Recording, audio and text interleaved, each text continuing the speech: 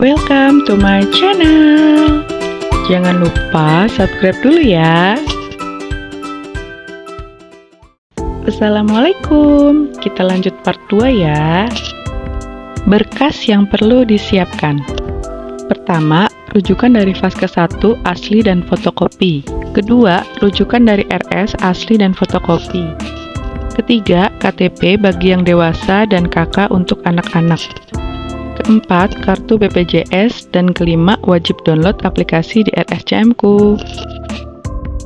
Catatan ya, pertama, pasien anak dibatasi setiap harinya 7 orang. Kedua, pasien baru wajib datang minimal 5.30 pagi sudah di RSCM Kirana untuk aktivasi aplikasi. Ketiga, isi data di aplikasi RSCM-ku untuk anak upload menggunakan KK dan dewasa menggunakan KTP. Keempat, aktivasi aplikasi hanya dilakukan di RSCM ya. Alur pendaftaran pertama. Pertama, ambil nomor antrian sebagai pasien baru di Satpam. Kedua, setelah dapat nomor antrian, tunggu dipanggil untuk dicek berkas. Ketiga, setelah berkas selesai, nanti dipanggil lagi dan diarahkan oleh Satpam ke bagian aktivasi pasien baru dan aktivasi aplikasi. Setelah aktivasi pasien baru, lalu diarahkan ke lantai 2 di zona A dan C.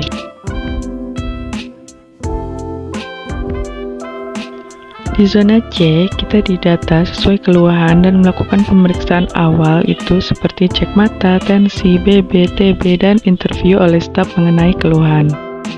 Setelah dari zona C dan melakukan awal pemeriksaan, lalu menunggu untuk dipanggil lagi untuk bertemu dengan dokter mata anak.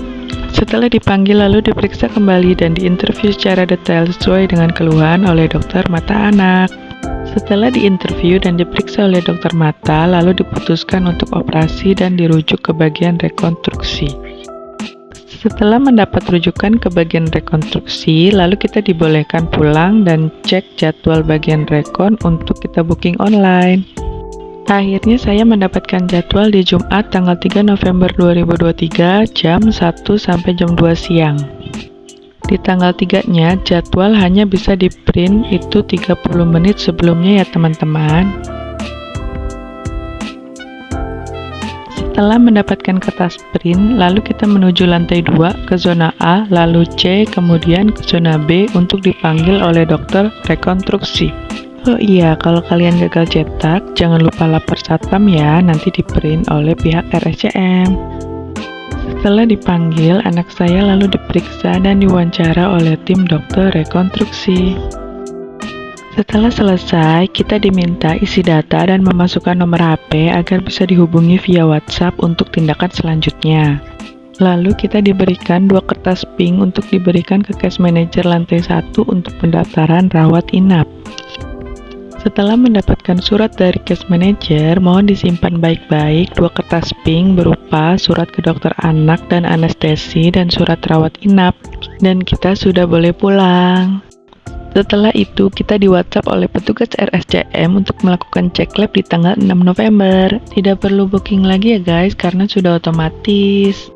Di 6 November, saya menuju RSCM Kiara jam 8, langsung menuju loket pendaftaran lab dan menunggu dipanggil. Setelah dipanggil, diberi info bahwa cek kreatin dan swab tidak ada, dan disitu hanya cek darah dan rongsen paru.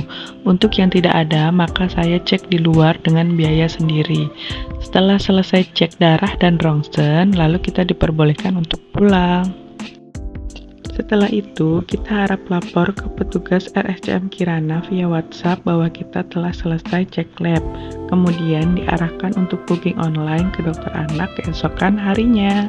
Keesokan harinya, kita masih menuju RSCM Kiara seperti biasa kita print booking online dulu. Oh iya, kita harus ambil cek darahnya ya untuk ditunjukkan ke dokter anak. Kalau hasil rongsen tidak usah karena sudah otomatis. Dan kertas pink tujuan dokter anak. Dokter anak menyatakan bahwa hasil lab bagus dan langsung disuruh untuk daftar ke anestesi ke bagian kasir jika masih ada kuota. Ternyata anak saya masih mendapatkan kuota ke bagian anestesi. Bagian anestesi gedungnya berbeda dengan RSCM Kiara. Gedungnya berada di sebelah gedung Kiara samping Bank Mandiri. Setelah menuju bagian anestesi, kita menyerahkan surat rujukan, kertas pink tujuan anestesi, dan kita diminta isi data. Setelah selesai, kita dipanggil dan dijelaskan mengenai prosedur anestesi. Setelah selesai, kita wajib lapor ke WhatsApp bahwa kita telah selesai ke dokter anak dan bagian anestesi. Setelah semuanya selesai, waktunya menunggu jadwal operasi. Akhirnya dapat WhatsApp dari petugas RSCM bahwa operasi di tanggal 15 November dan harus sudah rawat inap di tanggal 14 November. Di 14 November, datang ke RSCM Kirana jam 11 siang, disuruh menuju bagian rawat inap admisi di RSCM Pusat jam 12. Dan akhirnya anak saya mendapatkan kamar kosong di jam 4 sore dan langsung menuju RSCM Kirana. Kamarnya lumayan nyaman, bersih, dan luas ya guys, biarpun di kelas 3. Anak saya disuruh puasa dari jam 5 pagi dan mendapatkan jadwal operasi di jam 11.30. Setelah operasi dengan bius total. Keesokan harinya, anak saya sudah diperbolehkan untuk pulang, jadi total menginap itu 3 hari ya.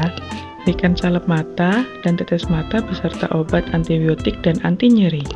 Di hari pertama sampai hari ketiga, mata anak saya masih bengkak. Namun di hari keempat, alhamdulillah sudah kempes bengkaknya dan jahitannya mulai mengering. Saya memberikan telur rebus, terutama putih telurnya. Sehari bisa 4 dihabiskan agar cepat pulih, karena pengalaman saya dari waktu saya sesar dulu. Di hari kelima, alhamdulillah sudah kelihatan ya hasilnya. Setelah itu, diminta untuk kontrol 1 minggu lagi. Catatan ya, wajib banget punya stok sabar dari rumah yang banyak sekali, menghindari kita dari rasa marah dan kesal. Jika tidak tahu atau bingung, wajib sering-sering tanya ya guys. Terima kasih.